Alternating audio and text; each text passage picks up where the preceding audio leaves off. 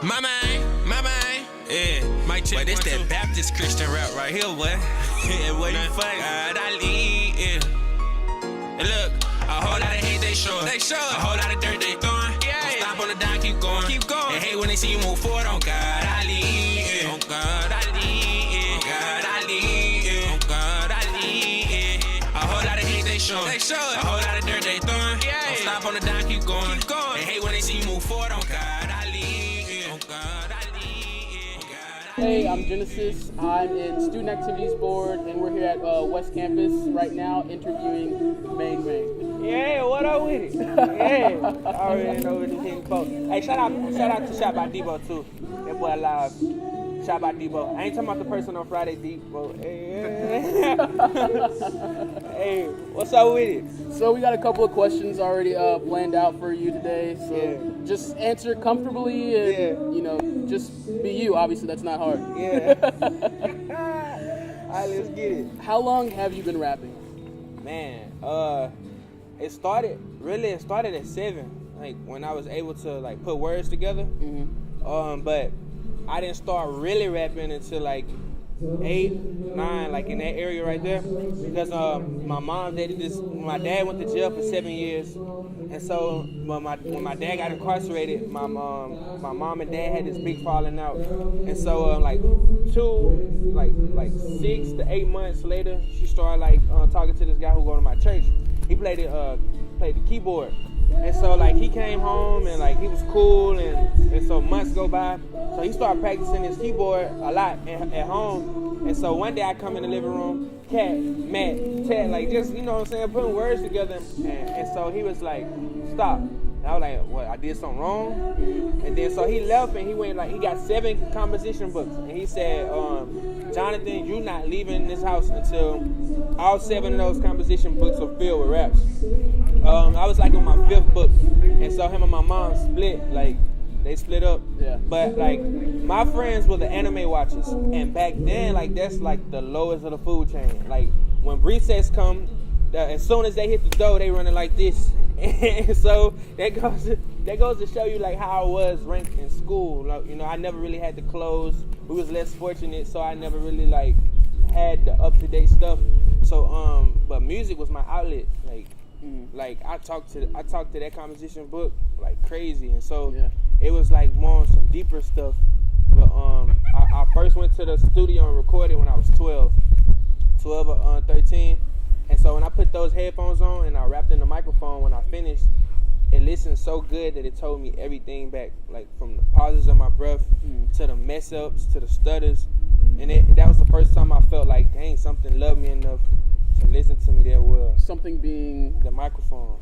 Yeah, the speakers. Like if nobody ever listened to my music ever, and like I had no more shows, I would still make music. Like I would be grinding in the studio because it's just like it's my world away from the world. Yeah, it's like I need that thing. I need it. That's my baby. Music City.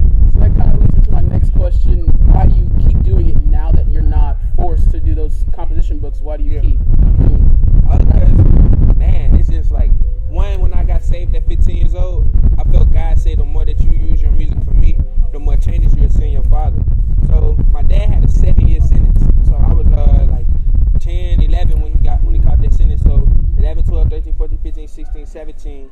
And he got in trouble while he was incarcerated. So they like longer than sentence. Mm-hmm. So I was like 15. I was like, man, my dad ain't gonna never come home. Like, so I just started doing Christian music. I just started walking like God.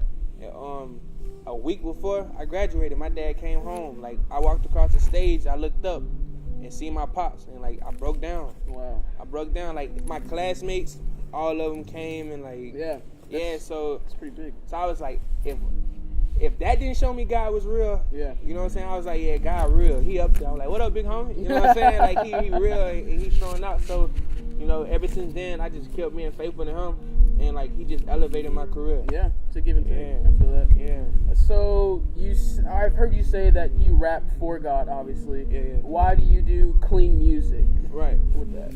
Because like I try, you know, a lot of people fake. It's like fake is the new real. Like that's the new wave, and lying is the new truth. So So it's just like if I'm gonna do clean music, I gotta show that in the way I live. Like I'm not perfect. Don't get me wrong. No. You know what I'm saying? Like I don't smoke, I don't drink or nothing like that. But it's just like, I mean, my nigga, lust is real. You know what I'm saying? Like premarital sex. Like that's one of my biggest struggles. Yeah. And I preach that. I say that in my music. Like God still loves you through that. And it's not me to judge people. Cause that's big homie job. Like my job is to love people through their sins, and so I just hope that people who listen to my music can love me through my sins, because like my big brother Jesus, he died for that. Yeah. You know, so I try to walk that straight and narrow, but it's a fight every day. So in my music, it's like it's me exemplifying how I'm trying to, you know, like be the closest thing I can to God, and that's being pure in my music, in the studio and outside the studio. And I know it's, the farther you go, it's gonna kind of be harder to keep those values. So, I mean, you know, how are you gonna keep that while trying to please other people and, you know, your music career? Right. Having people in my circle that's not yes men. Like having people that hold me accountable. Shout out Larice Rollins. Like he a student pastor. This dude, like he's 26, 27. You know, he in that age range, but he tell me when I do something good, but he lay it on me when I do something bad. You know what I'm saying? So like, if I have, like, I'm talking to somebody, so if I'm about to go to her room at 10 p.m., I'm like, hey, Larice, I'm finna go to such and such room at 10 p.m. This dude finna be calling me at 11:30, like, what you doing? What you doing? What? Like, you know what I'm saying? So having people like that, and plus, like, I can't put myself in situations like that. Like, if I blow up, when I blow up, and like I'm one-on-one in a room with somebody, and I find her fleshly attractive, I can't be one-on-one with her, especially if she's a fan and she knows who I am. So just like trying not to put myself in positions to sin. And we see you a lot at LSU. You did the Fall Festival, which was amazing. Appreciate it, man. Appreciate it. We see you a lot at LSU, so why don't you rep and wear jerseys like that? I mean, I wore that Shaq jersey for Fall Fest. Yeah. As a tribute to LSU. That WW. Yeah, that WWE belt. Yeah. I got my little homie in the room, but I wear that belt. I wear that belt to show all the things I overcame, like in my life. But on jerseys, so my dad was a big drug dealer. Like my dad paid for the house. Like we stayed on the penthouse in Houston, Texas. He had like a classic Capri on skates, like the little things, the little you know how rims, you got like little pointer things that come out. Yeah. He had those. My dad tatted like. Yeah. So all my dad used to trap and sell drugs in was jerseys, like, and every time I remember my dad coming home, he'd come in like this and throw all the jerseys in the middle of the floor. Yeah. So I was like, man, that's cool. So I wore jerseys when I performed because it made me feel like my dad was watching. Yeah. Yeah. So but today I'm gonna be performing in this polo, you know, switch it up. Yeah. Still got the gold on. Yeah, you know. Still repping a little bit. Yeah, you already know. Yeah. Hey. Birds high, like a sauna. You can call me Cardi Black, cause man, my vision tunnel. If you ain't with the squad, you get booted. Lactose intolerant, but want more cheese than lasagna. On my mama, I just want the commas. Boss up all my dollars. I'm a scholar, ball like you a dollar. Added $60 polo rap. Couldn't afford designer, but it's a reminder. Get my cheese, call me Fred Scott. I got what you need. Yeah, we lit it before I go out on my ball like I'm getting no ice on my neck. But whenever you see me, just know that I'm chilling. I'm chasing my dreams like that boy out of Philly. Shout out to Big Millie, got love for my city. They don't show it back, I think that they envy. So, who inspires you the most? Oh man, from 9 to 13, it was Lil Wayne. I wanted to be just like Wayne. Well, Wayne, boy, if I would have met Wayne, I probably would have passed out. but who inspired me who put that? I always had hunger, but who cranked it up was Lil Snoop. Like Lil Snoop. Rest in peace to his soul, man. Lil Snoop, but he inspired me to like perfect my craft in freestyling, like. And he grew up the same way I did. His dad was gone. In one of his freestyles, he was like, I was born in 95, but they gave him 20 in 99. So I was like, dang, my dad was supposed to face a 15-year sentence. And he grew up in the streets. The difference between me and Snoop was, I never was in the streets because my mom, like, and my grandma, like, the combination of all the women in my family, they held me down. But, you know what I'm saying, Snoop, he got it out the mud. Like I'm Hercules, he's got hot pockets on him.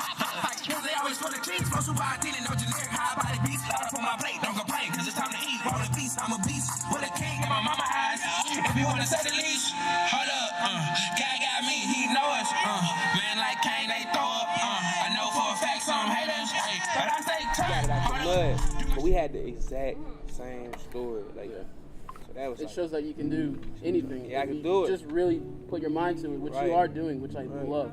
right. Appreciate it. Who would you like to work for? I know we talked about Lil Wayne, but Yeah. who would you like to work for further on in your career? If I could be independent and have the status of like Jay-Z, I'd do that. But like who I love to work with, I love to work with A Boogie. A Boogie cold, man. Look, if I blow up when I blow up later down the road, A Boogie, if you watching this, boy, you cold. Every time A Boogie drop a song about a girl, I'm going through the same thing. Every time I be in that mud, like gangster crying, like Yeah. I feel that, you know what I'm saying? But A Boogie, NBA YoungBoy. Yeah. Yeah, a lot of these rappers are secular, you know, but NBA YoungBoy, I think you're not gonna be respected as a Christian rapper if you don't do a song with Lecrae. So obviously like Lecrae, 1K Few, Aha Gazelle, but A Boogie though, like if I had to choose one, it would be A Boogie. Yeah. How do you feel that Christian rapping has progressed throughout the years? I love it. Yeah. You know what I'm saying?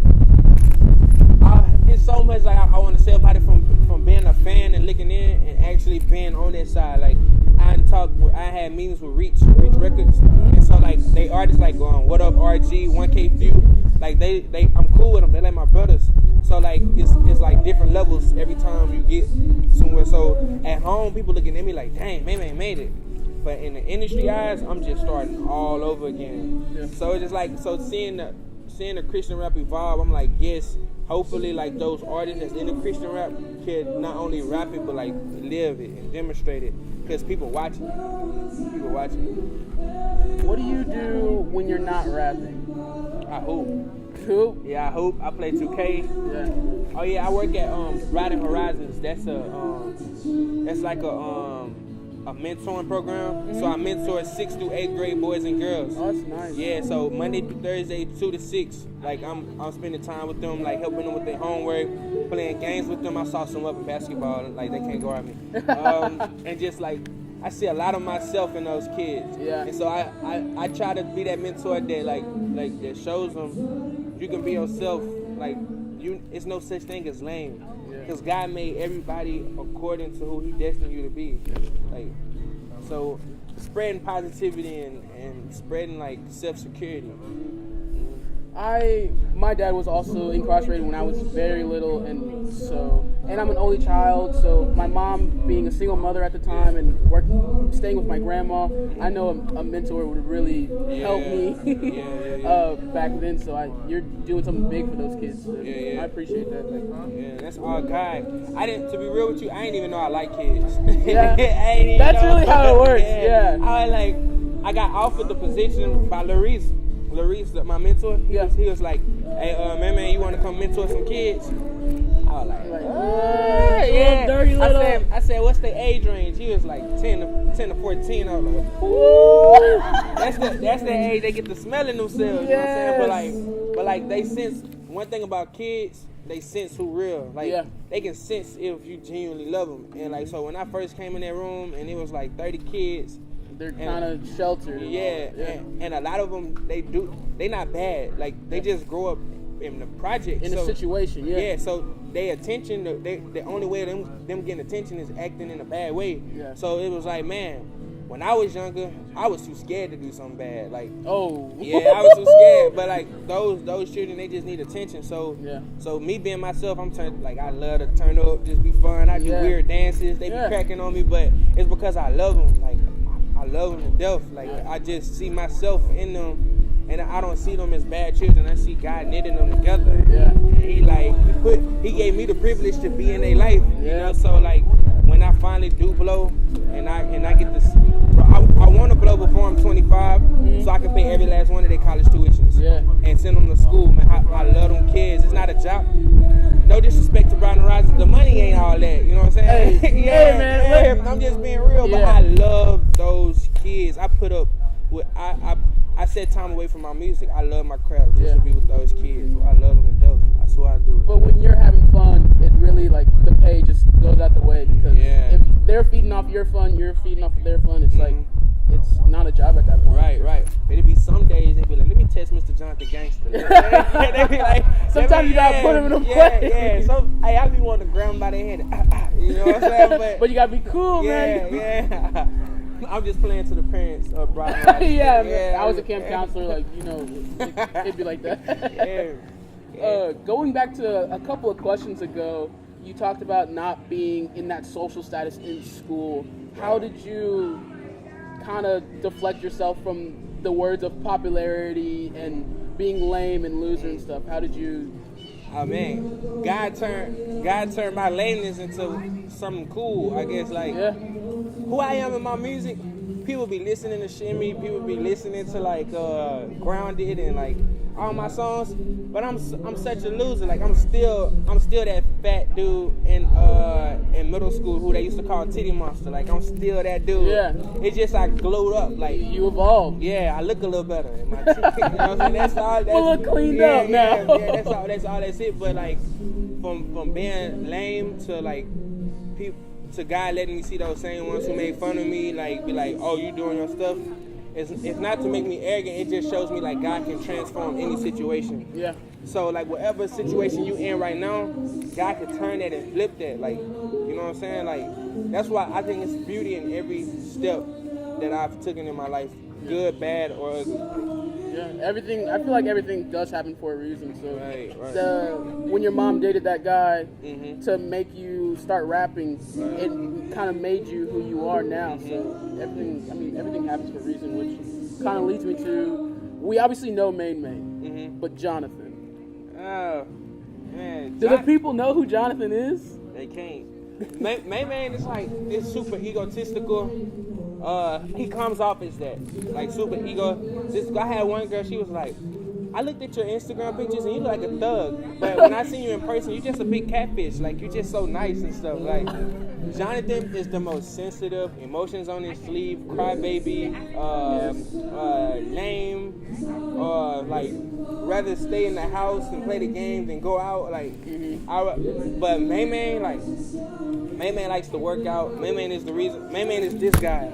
Like, Jonathan is a big old shirt, some shorts, socks, and slippers. You know what I'm saying? Like, but it's, I don't know. God, I feel like God put MainMain and Jonathan together to balance each other out. Yeah.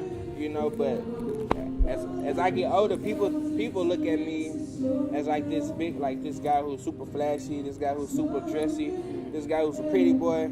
But when you get to talk to me, man, it's just. But that second alter ego is really what makes you social, though. Yeah. So it works out for the best. Yeah. I mean, that's why. When I get DMs, like I be like, do you know who you DMing? You know what I'm saying? Like When I'm down and I had no one around just to hold it down, always keep me safe and sound. When I trip, me get me off the ground, nigga better with myself because I let them down. Who am I to question you? You know what I'm supposed to do? I think that you are the truth. I will how to speak of you. You the one that brought me through. they be like, oh my gosh, you so.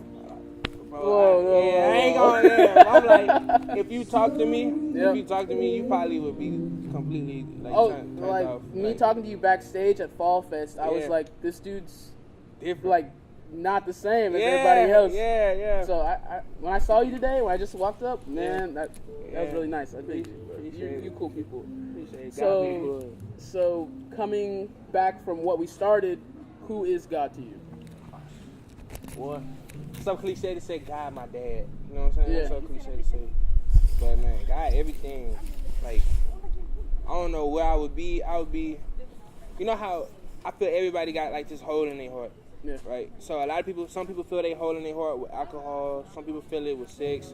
Some people feel it with like the acceptance of others. Some people feel it like, different things, which I don't judge because like I was in that boat. Yeah. But once you have God and you fill that hole with his love, bro, like, it's like a high you'll never get, a drunk you'll never feel, a love that you can never comprehend. You know what I'm saying? So it's just like God is my peace, and like I know when I'm not spending that time with Him, I feel of the world, which is like stupid. Like some people, it's gonna go over some people's head, but when I'm in tune with Him, I feel such a peace. Like, and God say love others as you love yourself. But some people don't love themselves. Yeah, that's the first problem. Yeah, so it was just like God taught me having God in my heart taught me how to love myself, not because of what I wear, how much money I got, but simply because I'm His child. Yeah. That's it. That's it. That's all the questions I have. Do you have any things you want to address or set straight or anything? I am the freestyle king, but that's me. Like, But that's beyond the point. Yeah, but I don't know. Yeah. So I want to talk about this though. It was a situation that happened that kind of shook me. It was like I walked into my class at school. Mm-hmm. And I walked in and my professor was like, "You missed 9 classes." I've been on the road a lot, like I've been moving around and stuff. Yeah. And so I was like, "Sorry, Dr. Such and Such, I ain't gonna say his name." Yeah. But I was like, I missed these shows. I missed your class because I had these shows, and I emailed you, and I even sent them how much I make, like the check stub. Yeah. And so he was just like, he asked everybody in the classroom, "How many of y'all have a job?" Everybody raised their hand.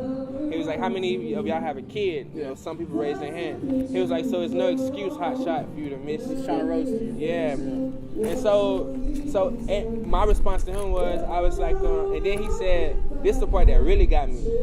He was like, the highest grade you can make is a 46. So why are you even here? In front of everybody. So this was the first, like, I promise you, this was the first time of my life, like, where I really had the God and the devil. And it was like, devil was like, well, if you don't get your Dr. Phil looking, you know what I'm saying? Yeah. But the left side was just like, man, this is a perfect opportunity. It's 100 and some people in there. Mm-hmm. This is a perfect opportunity to show people what a Christian does. Yep. Everybody on that campus know me as MainMain, the Christian rapper. So I was just like, I said, Dr. Such and Such, I apologize if you feel I disrespect you by just skipping your class. I emailed you and told you what's going on, but I don't feel like that was professional you doing, but I still love you in the midst of that. Yeah. And so he goes on to say, I don't care if you love me or not. So I sat there and I left, but I just want to tell y'all, like, no matter if the situation goes like that, or if you're in another situation where when you're battling yourself, always choose what's right, because like that shows you character and doing the right thing when nobody looking. Like, I could, if neither one of them people knew that I did positive music, I would have still did the right thing. You know, just it's important to have integrity and character. Yes. But I mean, that's all I want to say. Yeah, go listen to Shimmy, Grounded, all that's on YouTube, Apple Music, Spotify. What's your Instagram? Tell them to follow you. Texas Tiger 21, man. Yeah, Texas Tiger 21. MainMain JC, MainMain JC. The big dark skinned dude with the pretty teeth. Yeah, you already know what it is. Shout out to Shot by Debo. Bang. Drip like this. Only know a few who got the drip like this. Sold a couple verses like a pimp like this. Cut a beat, mic high beat like this. Hello, water leaking high.